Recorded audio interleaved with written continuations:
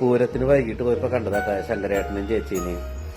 അവര് ആ റോഡില് പാതയോരത്ത് വരച്ചു വെച്ചിരിക്കുന്ന ശ്രീ മഹാദേവന്റെ ചിത്രം തന്നെ കണ്ടാൽ മതി അവരിലെ ആ കലാകാരനെ മനസ്സിലാക്കാനായിട്ട്.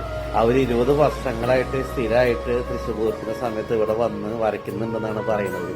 ജസ്റ്റ് ബ്ലാക്ക് ആൻഡ് വൈറ്റ് കളറില് എത്ര മനോഹരമായിട്ടാണ് ആ ചിത്രം വരച്ചിരിക്കുന്നതെന്നറിയും.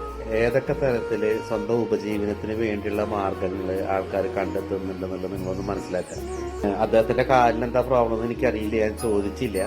പക്ഷെ ഒരു ക്രച്ചസ് അവിടെ ഇരിക്കുന്നുണ്ട്. അപ്പൊ കാലിന് എന്തെങ്കിലും പ്രോബ്ലം ഇല്ലാണ്ട് ആ ക്രച്ചസ് ഉണ്ടാവില്ലല്ലോ. ഞാൻ ചോദിക്കാതിരുന്നത് വേറൊന്നല്ല, ഇത്രയും പൊതുജന മധ്യത്തില് അത് ചോദിച്ചിട്ട് അവർക്കൊരു വിഷമാവണ്ട എന്ന് വിചാരിച്ചിട്ട് ചോദിക്കാതിരുന്നതാണ്.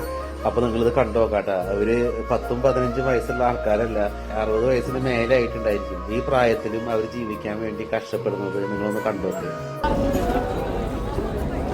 ചേട്ടനും ചേച്ചി വരച്ചതാട്ടാ, ആയിരിക്കണം ചേട്ടനും ചേച്ചി വരച്ചതാ.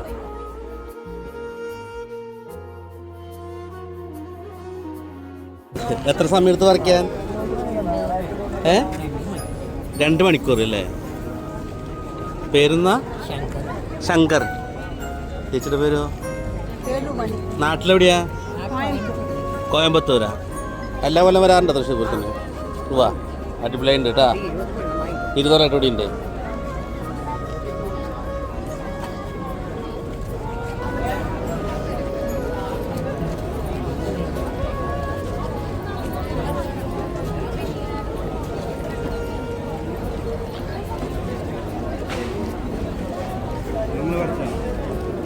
ഓരോ കാര്യങ്ങൾക്കും പരാതി പറയുമ്പോൾ നമ്മളൊന്ന് ആലോചിക്കാൻ, ഇങ്ങനെയും ആളുകൾ ജീവിക്കുന്നുണ്ട്.